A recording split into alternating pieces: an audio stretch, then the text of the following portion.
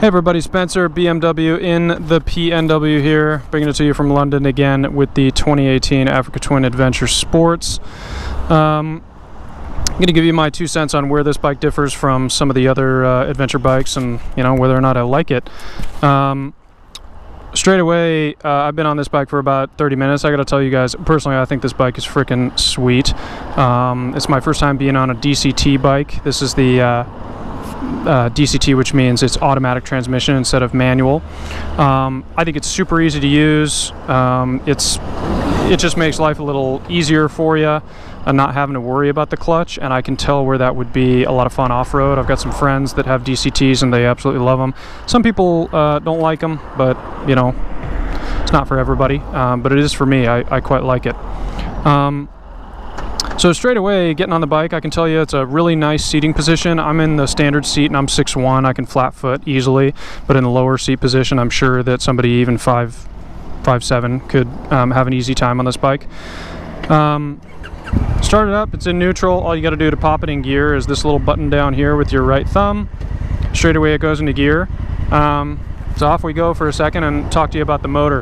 The motor on this bike, everyone talks about, meh, it's lacking power. You know, why doesn't it have as much power as a BMW or KTM? To be fair, I don't know why Honda did that. I think they could have given this bike more power, but to be honest, do I feel like it's lacking? Absolutely not. This bike is sweet. When I juice the throttle, it goes, you know, it feels like it's got plenty of power. So straight away, I don't really mind the amount of power this bike has. I think it's great.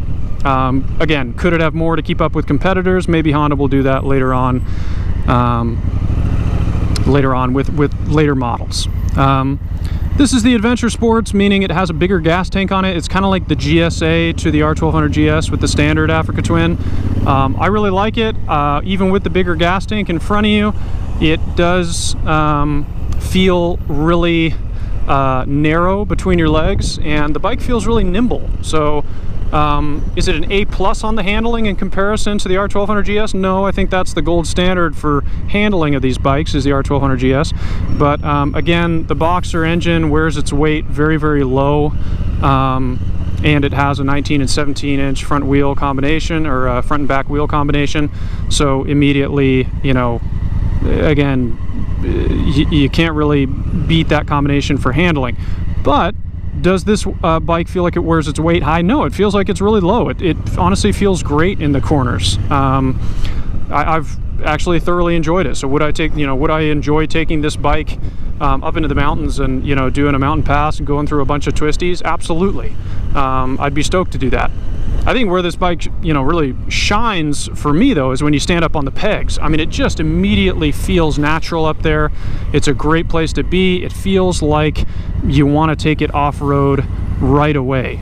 Get me to the trails as soon as possible. So if you're an adventure rider that's a little bit more into riding off-road, you know, maybe you do a day trip and you go out towards an off-road area, go off-road riding and then ride home like I do all the time, this seems like it'd be a great choice. So for me, do I really like this bike and want it in my garage?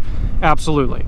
Okay. Where does it rank amongst other adventure bikes? Well, I've compared it to BMW already. I had an 1190R. I had a KTM 990. To be fair, I think the price tag for this bike makes it really alluring, obviously, and you know, we know that already. It's not as much as KTM or BMW, which is why, you know, a big reason why Honda sold so many of them.